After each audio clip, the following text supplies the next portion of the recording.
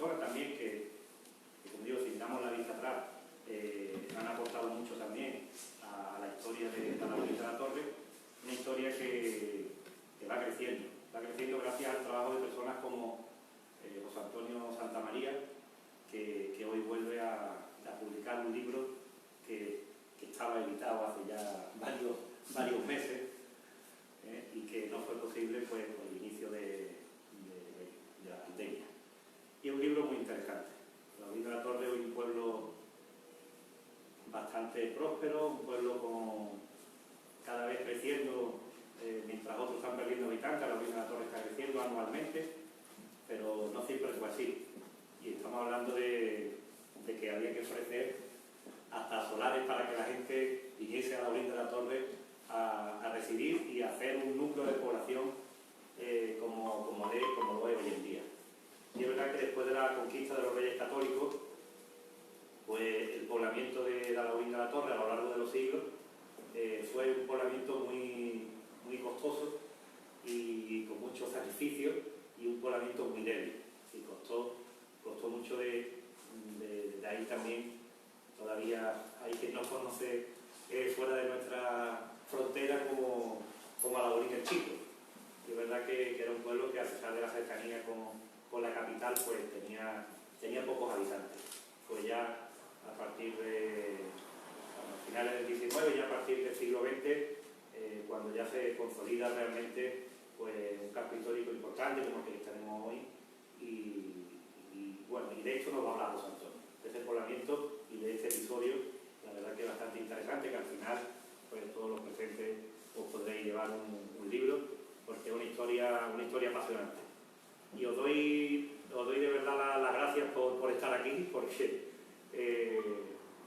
lo hemos comentado, hemos valorado mucho desde el Ayuntamiento la celebración o no de este tipo de jornadas, pero bueno, en una sala donde caben 90 personas, que estemos separados un máximo de 25, pues yo creo que no es problema, y también hay que tener suerte, evidentemente, y al final pues hay que conjugar lo que es la vida cultural, la vida social, con el problema que se ha presentado, el problema sanitario. Y al igual que hoy hacemos esto, pues hay otras actividades con las que hay que guardar todas las precauciones, y yo entiendo que tenemos que vivir y que no nos podemos quedar tampoco todo el día encerrados. Repito, las recomendaciones, por supuesto, de las autoridades sanitarias son las de mientras menos contacto mejor, pero hay que hacerlo con todas las precauciones del mundo.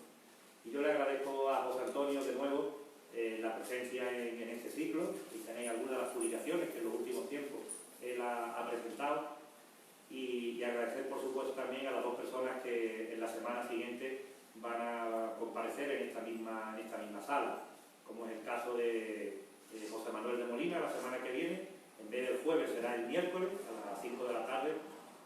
Me lo voy a perder, no puedo estar aquí por un tema familiar, pero un episodio muy significativo y poco conocido en la Laurín de la Torre, como fue un accidente aéreo que hubo en la calle Real, y aquello fue dentro del pueblo, que imaginaros, en los años 40, bueno, pues un desembarco de ambulancias y de personas vestidas de blanco en pleno casco histórico. En aquel entonces fue una revolución, ¿no? Y ahí todavía quien se acuerda de aquello. Y terminaremos el ciclo con una conferencia sobre elecciones en la Segunda República del profesor Carlos San Millán, una persona que también está aportando mucho a la historia local. Y de aquí también yo os invito a dos charlas que hemos organizado, también lo vamos a hacer aquí, a la misma hora, a las 5 de la tarde, de un ciclo, la segunda edición del Museo Andaluz de la Educación, un proyecto que, como sabéis, tenemos aquí en Alaurín, un proyecto que tiene un año de vida, digo, de apertura del edificio, y que el ciclo se llama El MAE se mueve.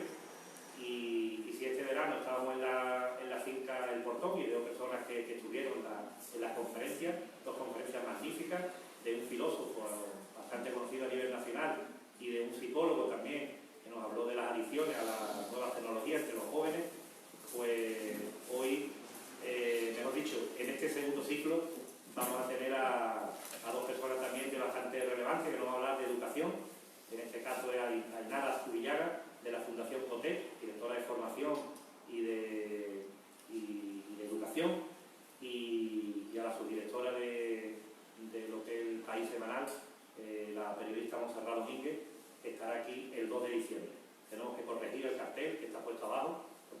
cambio hoy mismo de última hora y nos quedamos con la fecha del 25, y no recuerdo mal, Rocío, el 25 con Ainara y el 2 de diciembre con Montserrat Domínguez. Y bueno, vamos a también dar la bienvenida, yo ya me callo porque tenemos poco tiempo, pero le damos también la bienvenida a las personas que me consta que nos está siguiendo vamos a saludar desde aquí a las personas que nos están siguiendo a través de la red de Facebook, con el canal de Cultura. La semana que viene ya nos conectaremos con el canal de la biblioteca, y son personas que no pueden estar hoy aquí, que están en su casa también, pero que yo sé que siguen muy de cerca este ciclo de historia que bueno, le daremos un impulso nuevo para llegar al 20 aniversario el año que viene. Y nada, José Antonio, muchas gracias por tu aportación de nuevo a la historia local. Como digo, estamos todos en deuda por las horas que le dedicas a profundizar y a dar a conocer lo que es la historia de la Orden de la Torre, y yo creo que las personas que están aquí, que quieren estar presentes, te lo agradecen también con todo cariño. Muchas gracias. Bueno, muchas gracias, Manuel. Se me escucha bien, ¿no? Con vuestro permiso me diga esto, porque si no, no hay manera de hablar, de dar la charla, porque con la mascarilla no hay quien se la apañe. Bueno, en principio estaba previsto que interviniera Carmen Peral, que es la persona que me hizo el prólogo, una amiga que me hizo el prólogo.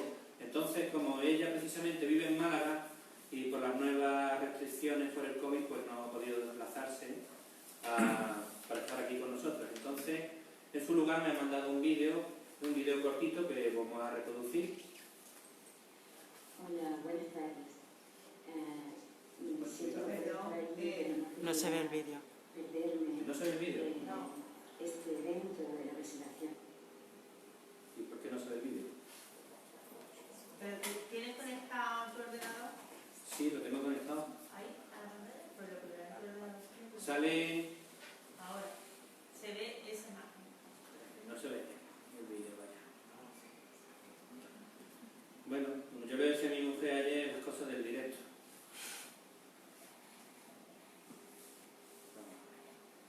He hecho 1 millón de pruebas y siempre ha salido. Hola, buenas tardes.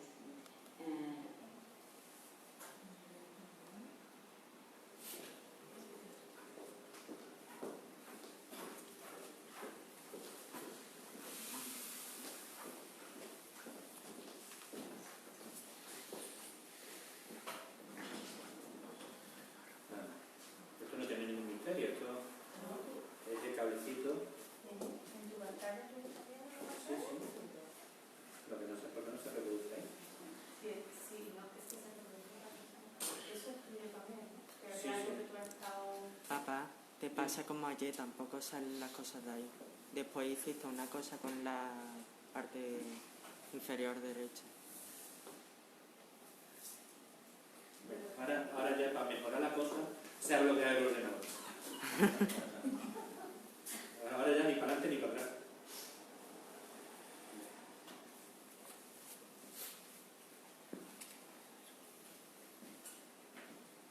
¿Sigue sin verse, Carmen? ¿Y por qué?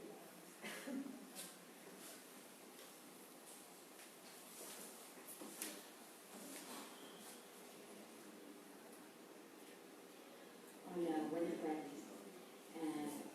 Siento la pregunta.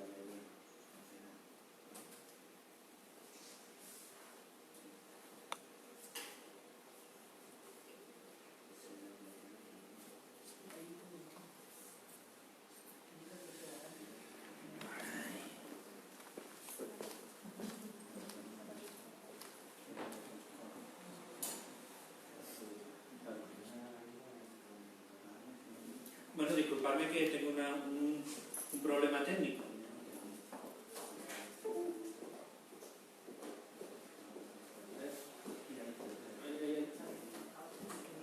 Si es algo de su ordenador, de la pantalla de ordenador.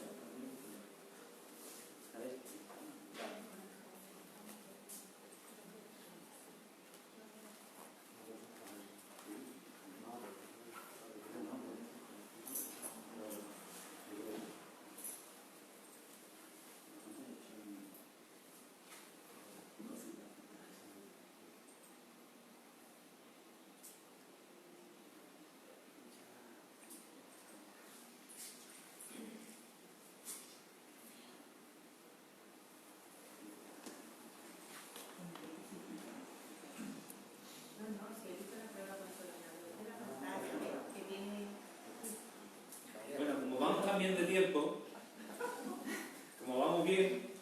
Ahora sí, papi. Tenemos tanto tiempo. En fin. Bueno, pues ustedes me disculpáis porque vamos. Hola, buenas tardes. Siento no poder estar ahí, pero no quería perderme este evento de la presentación del libro de nuestro amigo José Antonio, a que fue tan amable de invitarme a prologar.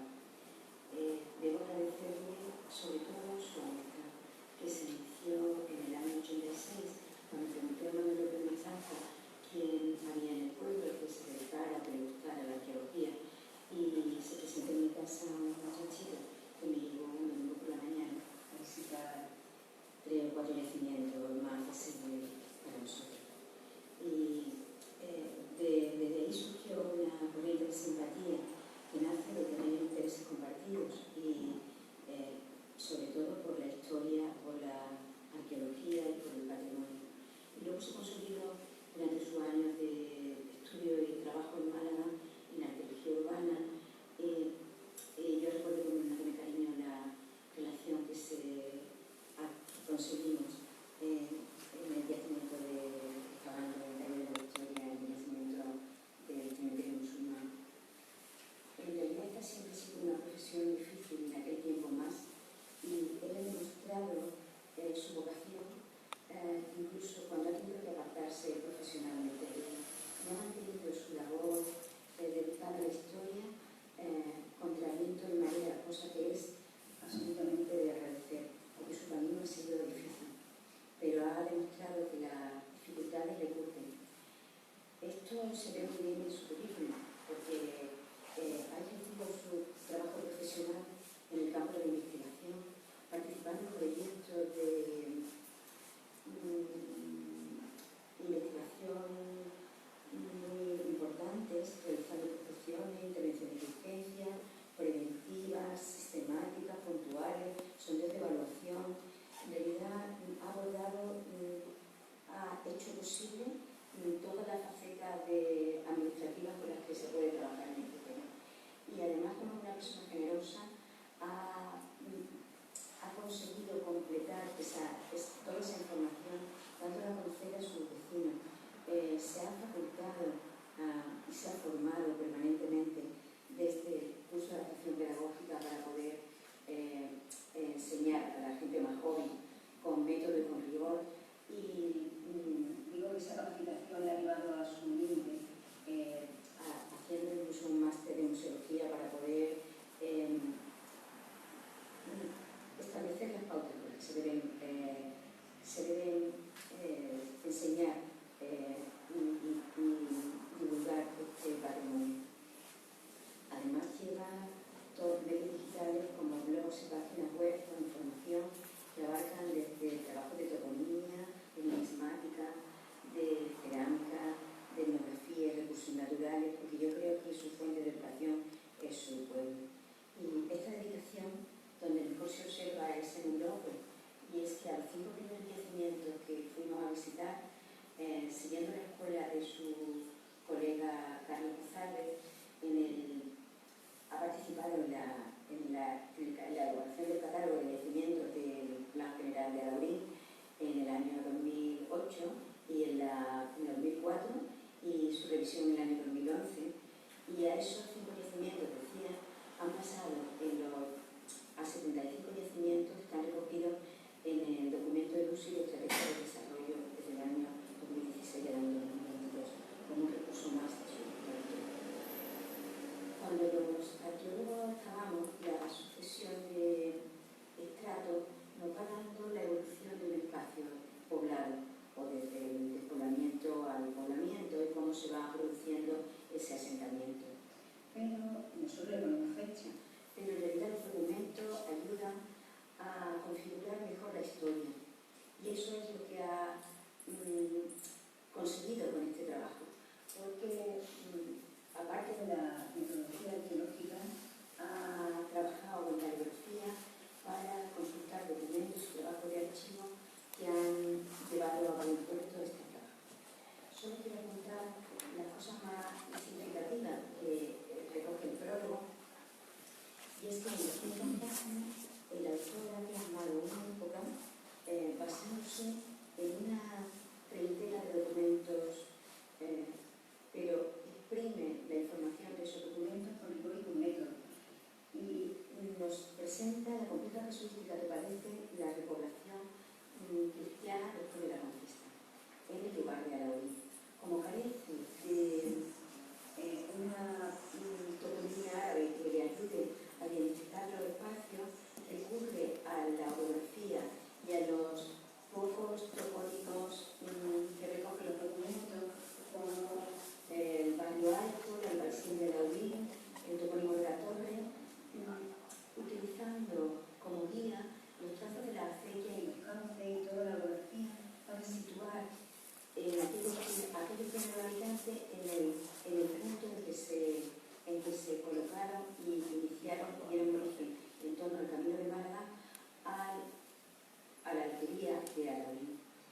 esta repoblación, esta primera población, se asienta bajo el mayorazgo de Gutiérrez de Gómez de Fuensalida, que él analiza también la casuística del asentamiento, de las características que tiene el asentamiento bajo la nobleza, y va evolucionando, viendo cómo va creciendo ese núcleo desde un destino de solares, desde el reparto de solares rústicos a la evolución a los solares urbanos. Otro de los documentos más significativos y magníficos es el que se da 34 años después, en 1535, donde se identifica el origen y caracteriza quiénes son las 16 familias que hacen la segunda repoblación, puesto que la primera fue fallida, y contempla el sistema de ocupación de la tierra a través de un contrato de arrendamiento empiteutíco. Es un estatus intermedio entre la compraventa y el arrendamiento. En él reconoce las limitaciones en aquella época del estatus femenino y aborda también la problemática del señorío, de la gestión del señorío. Contesta relaciones con otros propietarios de la tierra y como traduce el hecho de que se prohíba la concesión de tierra a la Iglesia o cualquier título. Yo recomiendo vivamente su lectura porque son textos llenos de vitalidad, bien estudiados para reflejar la complejidad de la convivencia social de ese periodo. Y solo me cabe ya felicitar al autor por este trabajo y por el conjunto de su carrera, pues su dedicación ha supuesto el mejor reconocimiento del conjunto patrimonial del término municipal de Lorén de la Torre. Un abrazo a todos.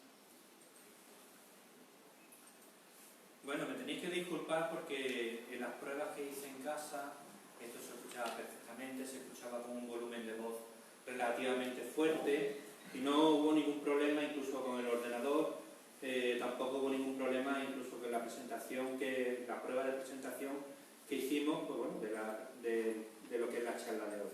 Por desgracia se ha unido todo y bueno, pues nos ha salido un poquito chapucero, pero bueno, ¿qué vamos a hacer? De todo se aprende. Bueno, ahora se ve bien, ¿no? ¿Se ve perfectamente? Sí. Vale. Bueno, pues hoy os presentamos este libro, que este libro es la continuación, podríamos decir que es la continuación del libro que presentamos el año pasado, que es el libro que tenemos aquí a nuestra derecha, que es el de Toribio de la Vega y Lorín. Bueno, hemos de decir que en el 2008 nos reunimos con Marina Bravo, que era la concejala delegada de Cultura y de Patrimonio de este ayuntamiento, y le explicamos que teníamos varias investigaciones, estábamos desarrollando varias líneas de investigación. Ella cogió la idea, vio la idea, se la enseñamos, que fue el libro de Toribio y este libro de hoy. Lo vio, le pareció interesante y nos derivó a la Fundación de las Canteras para ver si la Fundación de las Canteras nos podía subvencionar lo que era la publicación de ambos libros, de ambas investigaciones. Don Luis Bravo, al que tengo que agradecer la publicación de los libros y su ayuda desinteresada en todo momento, bueno, pues acogió también la idea con entusiasmo y de hecho, pues gracias precisamente a él y a la Fundación de las Canteras, pues pudimos realizar los dos trabajos. Os he comentado de que el libro que hoy presento pues, se podría definir como la continuación del libro anterior, del libro de Toribio, y a grandes rasgos, y voy a intentar, ahora voy a intentar acelerar al máximo, porque vamos ya muy mal de tiempo, por culpa de las dificultades técnicas. Bueno, resulta que una vez que se produce la reconquista de la zona, una vez que se produce la reconquista de Málaga, todo el terreno de la Hoya de Guadalhorce, todo lo que es nuestro municipio, se queda despoblado y Málaga sufre un largo asedio de meses y sale mal parada como ciudad. La infraestructura de Málaga sale muy dañada.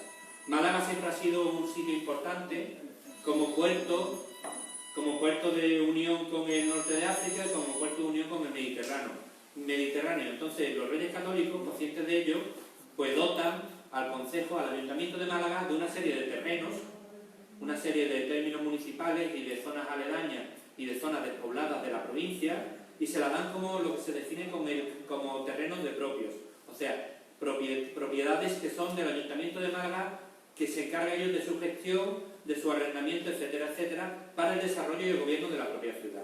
Entonces resulta que nuestro término municipal es uno de esos terrenos que, por desgracia, una vez que los Reyes Católicos terminan de la conquista de la provincia, quedan despoblados y son adscritos a los terrenos de propio de Málaga capital. Aquí tenemos las reales cédulas, que es el documento en el que se identifica precisamente nuestro término municipal, nuestro término como Laulín, que os lo he marcado con el rectángulo, con el círculo. Y aquí tenéis dos reales cédulas en las que se nos identifica como terrenos de propio de Málaga. Además, para más gente me está fallando también la maquinita para pasar la diapositiva. Vamos, hoy lo tengo todo en contra, pero bueno. Laulín, una matización de estos documentos es que Laulín aparece identificado como término, no aparece identificado como población. ¿Qué quiere decir eso? Bueno, pues a grandes rasgos podría ser que Laulín realmente fuera un iclín. ¿Qué es un iclín? Un iclín es una terminología árabe en la que no vamos a entrar más en profundidad, pero vendría a equivaler lo que es un municipio. O sea, ¿con esto qué quiero decir? Quiero explicar que Laulín, en sus orígenes musulmanes, era algo más grande que lo que es el propio casco urbano de Laulín de la Torre, como una pequeña alquería. Era algo un poquito más amplio y más importante. Como he dicho, retrayéndonos otra vez al libro de Toribio de la Vega, Toribio de la Vega es el gran señor que consigue tierras y terrenos en Laulín de la Torre y es el que empieza el acaparamiento de propiedades bajo su parado, bajo su dominio. Aquí tenemos este documento en el que se nos indica que los Reyes Católicos le conceden, está subrayado, un molino de los que había en Laulín. Toribio de la Vega es el cocinero mayor de la reina Isabel la Católica y obviamente como cocinero mayor de Isabel la Católica tiene que estar con la corona, tiene que estar con la corte. Obviamente las propiedades que tienen a Laulín de la Torre, las propiedades que tienen en Málaga, pues no están lo convenientemente atendidas que debieran. Es por ello por lo que en algún momento determinado, en 1501, Toribio de la Vega se deshace físicamente de sus propiedades y se la dona a su hijo mayor. Prácticamente lo podríamos decir, le da la herencia de las donaciones que tiene en la zona de Laulín de la Torre. Este es el documento de 1501 en el que se cita precisamente esa donación. Juan Pérez de la Vega, a su vez, heredará también, aparte de todas las propiedades, heredará también el título de cocinero mayor de la reina, y es así como en 1512, posiblemente muerto Toribio, se deshace en bloques de todas las propiedades que tienen a Laulín de la Torre y se las vende al comendador, como veis aquí, Gutiérrez Gómez de Fuensalida. Está aquí, puesto Gutiérrez Gómez de Fuensalida. ¿Quién es este Gutiérrez Gómez de Fuensalida? Gutiérrez Gómez de Fuensalida es un personaje súper importantísimo, importante en la corte de los Reyes Católicos y a lo largo del tiempo, a lo largo de su vida va a detentar distintos cargos políticos de diversa índole y aquí tenéis pues, un pequeño listado de algunos de los cargos que a lo largo de su vida va a ejercer. Quizás el más importante es de ser embajador de los Reyes Católicos en algunas cortes de Europa, en Alemania, en Inglaterra, en Flandes. Gutiérrez Gómez de Fuensalida se casa con María de Arroniz. Fruto de ese enlace tienen 3 hijas, Catalina, Juana y María. Voy muy rápido. Catalina, que es la que nos interesa, se va a casar con Gómez Suárez de Figueroa, que a su vez van a tener un hijo que se va a llamar Gutiérrez Laso de la Vega.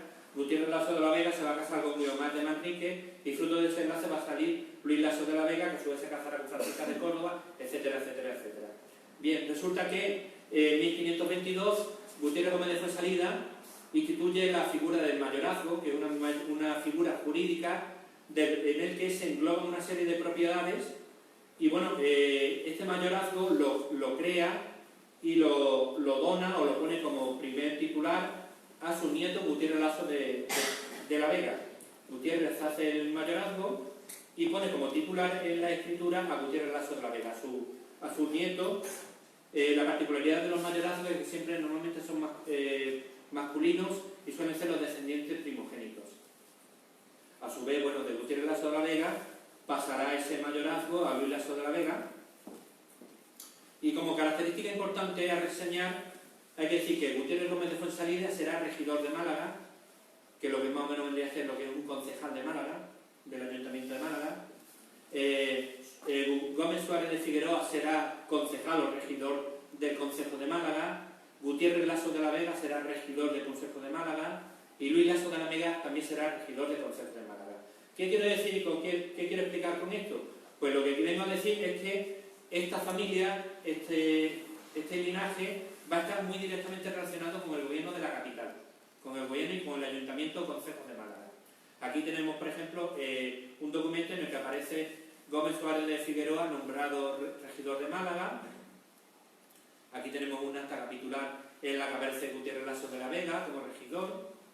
Aquí tenemos otro documento en la que aparece su hijo Gutiérrez Lasso de la Vega como regidor. Aquí tenemos, no solamente tienen los cargos de regidores, sino que a lo largo del tiempo detectan otros cargos, como por ejemplo el de alcaldes.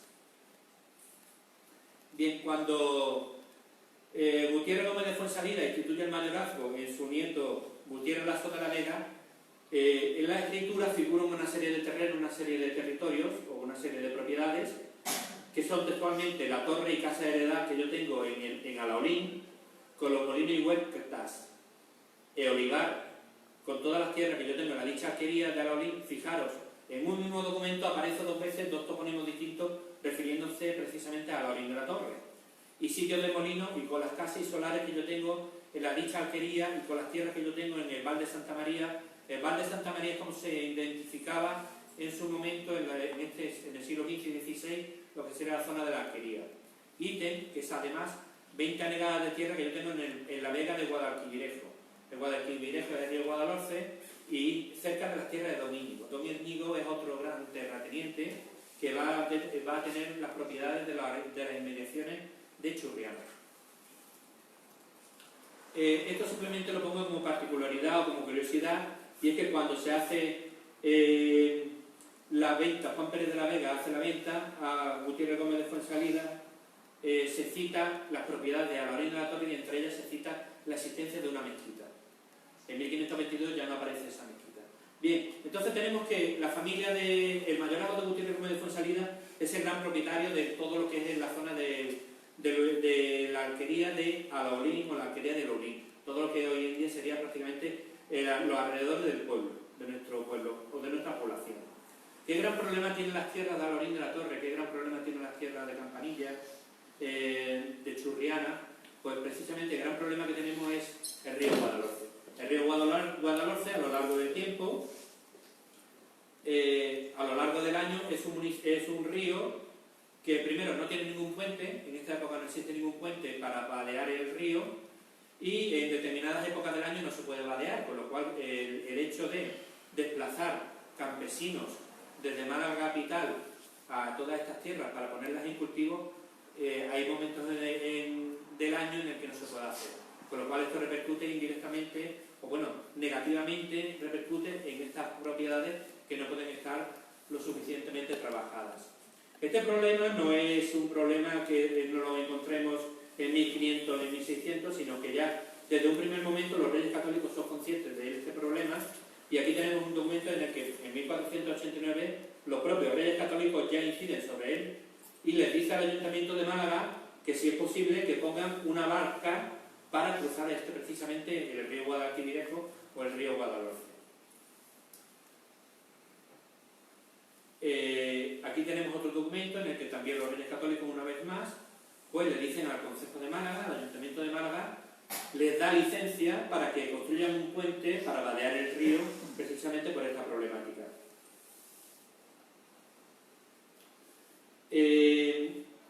Una vez terminada la Reconquista, rápidamente los reyes católicos inician lo que es la repoblación y los repartimientos para asentar nueva población en todos los terrenos conquistados a los nazaríes. El núcleo importante de la repoblación se inicia precisamente a finales del siglo XV, pero no acaba precisamente en el siglo XV, sino que se va a continuar a lo largo del tiempo. Hay un documento, no lo he traído, pero lo comento, un documento en el que los reyes católicos, porque la mayoría de los terrenos que quedan sin repartir son asignados precisamente a los caudales del propio de Málaga, y entonces hay un documento en el que los reyes católicos autorizan al Concejo de Málaga a repartir solares para atraer nueva población a las poblaciones aledañas y a la propia población, a la propia capital de Málaga. Entonces nos encontramos en 1502, ya os he dicho que la repoblación es continua, es muy irregular pero continua en el tiempo, y entonces nos encontramos en 1502 cuando aparece Diego Martínez de Astudillo, que es un juez de residencia mandado por los Reyes Católicos, y bueno, pues su función en este caso va a ser repartir solares para asentar nueva población en la capital. Claro, ¿cuál es el problema que tiene este reparto? Pues muy sencillo, que nadie quiere venirse a la Oriente de la Torre, nadie quiere venirse a Churriana, todo el mundo quiere asentarse en las proximidades de Málaga. Entonces, el 90% de lo que reparte Astudillo, de los solares que se reparten para viviendas, los reparten en los arrabales de la capital. Pero, aún así, se reparten algunas fuera de lo que es la capital. Previamente, pues, cuando una persona recibe un solar, previamente tiene que ser vecino, tiene que haber recibido la vecindad. ¿Cómo se recibe la vecindad? ¿Cómo una persona que se quiera sentar en Málaga recibe la vecindad? Bueno, a grandes rasgos, obviamente es mucho más complejo, pero bueno, la tiene que solicitar al Concejo de Málaga, o sea, en este caso al Ayuntamiento. El Ayuntamiento lo tiene que autorizar, y una vez que el Ayuntamiento autoriza, o el Concejo autoriza que esa persona resida en Málaga, tiene que jurar la vecindad. Eso se produce, el acto se produce ante el Cabildo o Concejo, y normalmente suele estar, bueno, normalmente no, siempre suele aparecer, suele existir la figura de un escribano que toma acta del evento, para que quede reflejado. Además, la persona que se vecinda tiene que tener un testigo o un padrino para vecindarse. A cambio, a grandes rasgos, cuando se produce la vecindad, cuando una persona recibe la vecindad físicamente, a cambio recibe una casa o casas, o en su defecto un solar, para edificar una vivienda. Y normalmente recibe unas tierras para su sustento, obviamente. A cambio de recibir la vecindad, se obliga obviamente a vivir físicamente en la población donde recibe el título de vecino, se obliga a arreglar esas casas o esos solares y a edificar una vivienda en un plazo de 2 años, y además está obligado, por este contrato, por esta escritura, está obligado a vivir en la población al menos durante 5 años, antes de poder vender o antes de poder irse de la población a residir a otro sitio. Y tiene la obligación durante estos 5 años a estar precisamente viviendo con su familia. Es una obligación. En el caso de no cumplir esta obligación, perdería la propiedad del terreno y volvería otra vez al Concejo de Málaga los terrenos y todo lo que haya construido. También tiene la obligación a salir a defender la población en caso de ataque musulmán o ataque berberisco del norte de África, y obviamente pues lo lógico, tiene que respetar y cumplir todas las normas y leyes que figuran o que existen en esa población. Como ya os he dicho, el 90% de la población de los solares que se reparten en Málaga capital, pero aún así algunos se reparten en nuestro término municipal o en nuestras tierras. Es así como tenemos que don Pedro de Córdoba recibe en lo de Alaolí, otro término nuevo. Fijaros la cantidad de términos que hay para referirse a nuestro término municipal, pues le dan merced para que haga una casa. En 1502, el 17 de noviembre de 1502, Cristóbal García recibe otro solar, y en este caso sí recibe un terreno, aparte del solar para construir la casa, recibe un terreno para plantar viñas. El 21 de noviembre de 1502, Pedro Márquez también recibe, en este caso, un solar para hacer vivienda. De las escrituras de la documentación de 1502, que obviamente está un poco mejor explicada y con más detalle en el libro, podemos extraer las siguientes conclusiones o el siguiente esquema. Tenemos un solar de Fernando Martín de Córdoba que linda con Cristóbal García. Cristóbal García sube linda con el Molino de Arriba, que sería el que estaría aproximadamente en la zona de Primor, porque Cristóbal García recibe una casa y finca, y a su vez linda con el Molino de Lublin. El Molino de Lublin sería que estaría aproximadamente en las proximidades, en calle Málaga, en las proximidades de la plaza, donde hoy está la óptica aproximadamente. A su vez, existe un señor que es Pedro de Córdoba, que recibe un solar que lindaría con casa de Alonso Luis, y a su vez lindaría con casa de Pedro Márquez. Bueno, continuamos en el tiempo y nos encontramos con que en 1535 se va a producir una nueva repoblación de la zona. Y bueno, os hacía antes hincapié en que Gutiérrez Gómez de Fuensalida había sido y era regidor de Málaga, Gómez Suárez de Figueroa había sido y es, y en algunos momentos es regidor de Málaga, Gutiérrez Lazo de la Vega también es regidor de Málaga. ¿Qué quiere decir con eso? Pues que, aunque no existe ningún documento que diga que Gutiérrez Lazo de la Vega es el incitador de esta repoblación que se va a producir en 1535, está claro que la persona o la institución que es su mayorazgo era la que estaba interesada en que en Alhaurín de la Torre se hiciera un núcleo de población. ¿Por qué? Ellos son los dueños de toda la tierra de esta tierra, que tienen unas acequias, que tienen unos molinos, pero no la pueden poner en cultivo porque no tienen población, no tienen una población, no tienen unos agricultores asentados en el sitio. Entonces ellos son los principales interesados en que se genere en sus propiedades, en sus alrededores de su propiedad, una aldea, un núcleo de población para poner en cultivo sus tierras. Entonces nos encontramos que en 1535 el Ayuntamiento de Málaga genera o crea una comisión para repartir solares en Alhaurín.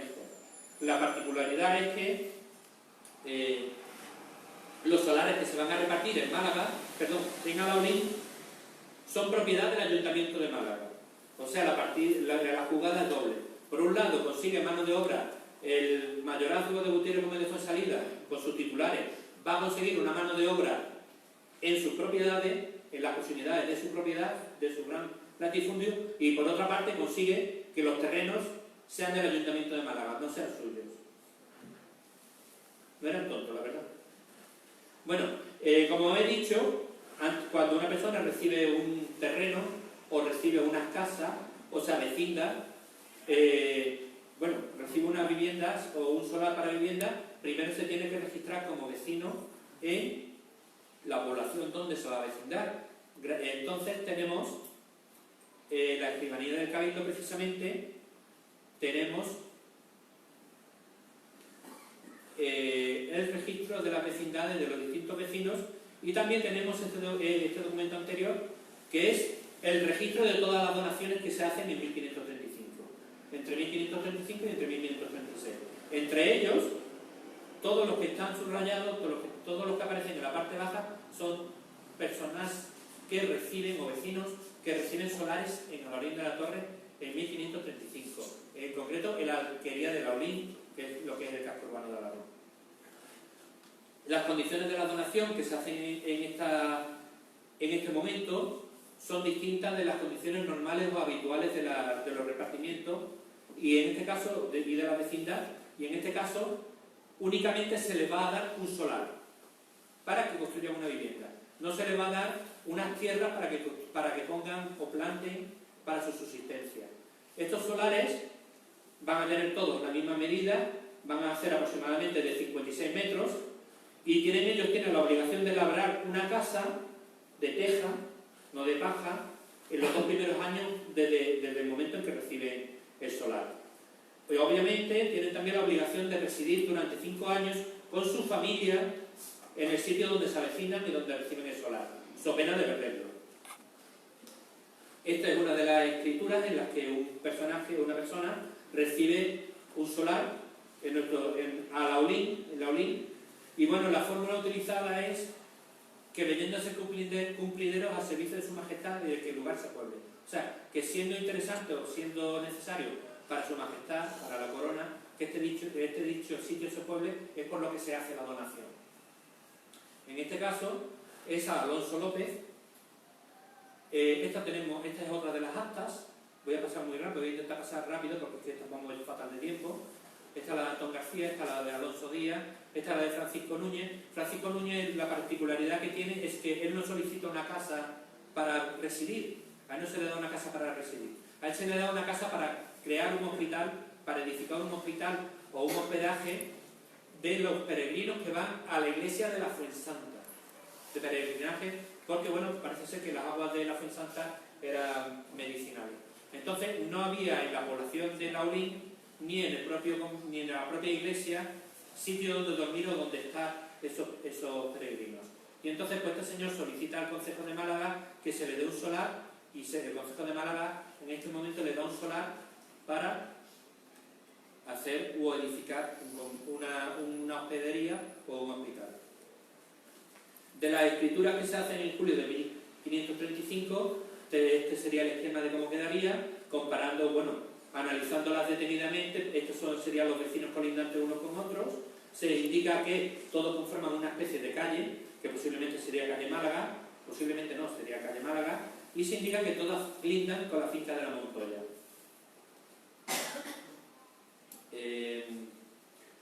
Una vez que ha pasado este primer momento, este boom de donaciones, en julio de 1535, llegamos a agosto y nos encontramos en el mismo documento del Cabildo, nos encontramos que las personas que han recibido solares en Alhaurín de la Torre, en la alquería de Laulín, dicen que no se puede construir en dichos solares porque existe un problema de humedades y de filtraciones de la acequia. Este es el documento que tenemos aquí.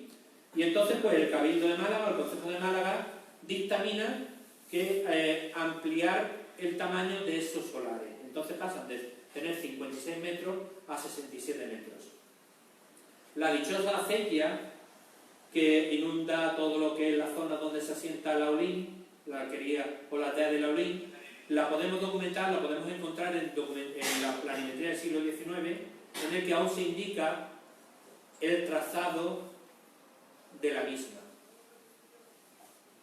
Ese trazado, este plano sería más cercano de lo que es el casco urbano de Alhaurín, y aquí estaría el trazado en el que os indico los dos molinos, el molino de arriba, el molino de Lublin, y el trazado de la acequia y los principales edificios que existirían en la alquería de Laulín en el siglo XVI. Las donaciones no terminan en julio de 1535, sino que a lo largo del tiempo se van a seguir sucediendo, y de hecho en el propio 1535 se van a continuar dando donaciones de solares a nuevos vecinos que se avecindan en Laulín, y en total, en lo que es el año 1535, tenemos que en el mes de julio se dan 10 solares, y a lo largo del resto del año, de julio hasta diciembre, se reparten 5 solares más, que vemos aquí en este esquema. A partir de este momento, a partir de 1535, se van a continuar dando solares, se van a continuar construyendo viviendas en la alquería de Laulín, pero ya en este caso no van a ser a costa de lo que es el Ayuntamiento de Málaga, sino que en este caso ya los solares que se van a repartir van a ser solares propiedades del mayorazgo de Gutiérrez Gómez de Fuensalida, en este caso del titular del mayorazgo, que es de Gutiérrez Lasso de la Vega. Gutiérrez Lasso de la Vega, de sus terrenos, de sus tierras, que son agrícolas, va a coger determinadas parcelas que se encuentran cerca del casco urbano de esa aldea y las va a repartir como solares de vivienda. No los reparte, no les da la propiedad a las personas que reciben estos solares, sino que utiliza la figura del censo enfiteutíco, en el que se le da el dominio y el uso, pero la propiedad sigue siendo siempre, en todo momento, del mayorazgo. En 1538 tenemos documentado en el Archivo Histórico Nacional, sección de nobleza, Fondo Fernández Núñez, pues esto que os estaba comentando, y es que el mayorazgo reparte solares para viviendas. En este caso tenemos documentado cómo se le dan 3 solares para vivienda a Isabel de Montoya. Este es un caso de 1561 en el que se le da a Hernán Sánchez se le da otro solar, el mayorazgo, y ya resumiendo un poco, porque es que no he visto manera de resumirlo más, me he dejado muchísimas cosas en el tintero. Podemos decir que en 1501, 1502 se reparten 5 solares en lo que es la aldea, las proximidades de la aldea de Laulín, de la aldea nazarí de Laulín, en un cálculo tirándolo bajo, como son personas que tienen que residir con sus familias, en un cálculo bajo, cada familia la podremos situar en 3 miembros, padre, madre e hijo. Un cálculo más realista sería alrededor de 5 miembros. Entonces tenemos que en 1501-1502 se asientan físicamente en Alhaurín de la Torre, en la aldea de Alhaurín, en lo que es nuestro casco urbano, entre 18 y 25 personas. En 1535 hemos dicho que se reparten 16 solares por la misma regla de 3 que antes he comentado, entre 3 y 5 miembros, estaríamos hablando de que se asientan entre 45 y 75 personas. A partir de ese momento ya es el mayorazgo el que reparte los solares y estaremos hablando porque se situarían, gracias a estos solares que reparten, otro grupo de población entre 9 y 15 miembros. Bueno, el caso real sería, en un cálculo moderado, de que en el siglo XVI se reasientan nuevamente en Alhaurín de la Torre, un cálculo moderado sería 72 y un cálculo un poco más realista serían unas 115 personas que vienen a residir en lo que es la alquería o la aldea de Alhaurín, lo que es nuestro pueblo. Ahondando un poco más de que precisamente ese es el momento en el que se refunda Alhaurín de la Torre, tenemos que en 1567, años ya después de esta fundación, de este repartimiento de solares, aparece la primera referencia a una iglesia parroquial. En 1593, Cabildo de Málaga crea el puesto de alguacil para la población, que recae en Juan López Cano, y en 1595 aparece nuestro primer escribano, también en el Concejo de Málaga. Por último, está claro que si nunca tendremos un documento que se diga en el día de hoy se funda la aldea de Alhaurín de la Torre. Nunca existirá ese documento, pero si buscáramos un momento en concreto en el que podemos decir aquí es el germen, este es el germen del nacimiento de la aldea de Alhaurín de la Torre o del casco urbano de Alhaurín de la Torre como población, sería la repoblación que se hace en julio de 1535. Y estos serían nuestros 16 primeros vecinos oficiales con sus familias. El lugar donde se asentaría, pues está claro que sería en las proximidades o en los alrededores del barrio viejo, en la proximidad de la iglesia parroquial. Y bueno, os digo que aproximadamente sería aquí porque, bueno, a lo largo del tiempo las parcelas se han ido subdividiendo y, bueno, de una manera paulatina. Y de hecho, por ejemplo, para que os hagáis una idea, Isabel de Montoya, que recibe 3 solares, a lo largo del tiempo, esos 3 solares se dividen en 6 distintos. Entonces es muy difícil decir cuáles son realmente los solares primigenios. Y bueno, pues creo que me he dejado muchísimas cosas en el tintero, pero bueno, como ahora, a partir de este momento, os voy a dar un libro a cada uno, pues podéis tranquilamente y detenidamente mirar más a fondo lo que os he contado. He intentado hacerlo lo más claro posible, pero seguramente ha sido un follón de 2 pares de narices, y perdón por la expresión, pero es que intentar resumir 200 páginas en 20 minutos quizás o 30 minutos es muy difícil. Entonces, bueno, pues a partir de este momento, si queréis hacer alguna pregunta.